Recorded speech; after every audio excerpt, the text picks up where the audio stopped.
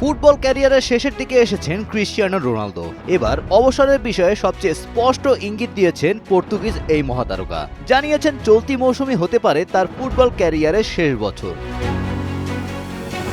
রবিবার প্রকাশিত ভোগ ম্যাগাজিনকে দেওয়া এক সাক্ষাৎকারে রোনালদো বলেছেন, সম্ভবত এটাই আমার ফুটবলের শেষ বছর। আমি এটি দুর্দান্ত উত্তরাধিকার রেখে যেতে চাই। গত বছরের নভেম্বরে রোনালদো জানিয়েছিলেন আরও 1 বা 2 বছর খেলা চালিয়ে যাওয়ার প্রত্যাশা করছেন তিনি। একই সঙ্গে 2026 বিশ্বকাপকে নিজের শেষ বিশ্বকাপ বলেও নিশ্চিত করেছিলেন। তবে বিশ্বকাপে পর্তুগাল স্পেনের কাছে বিদায় নেওয়ার পরও ঠিক কবে ফুটবলকে বিদায় জানাবেন তা স্পষ্ট করেননি।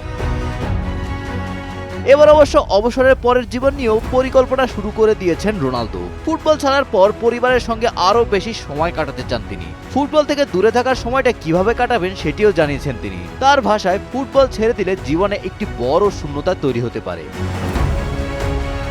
দীর্ঘদিনের সঙ্গী জর্জিনা রদ্রিগেজকে বিয়ের মাত্র 5 দিন আগে দেওয়া এই সাক্ষাৎকারে অবসরের ইঙ্গিত দিয়েছেন রোনালদো। ফলে ফুটবলে অন্যতম বর্ণাঢ্য ক্যারিয়ারের শেষের কাউন্টডাউন শুরু হয়ে গেছে বলে অনেকে মনে করছেন। Golam Rabbani, Times today.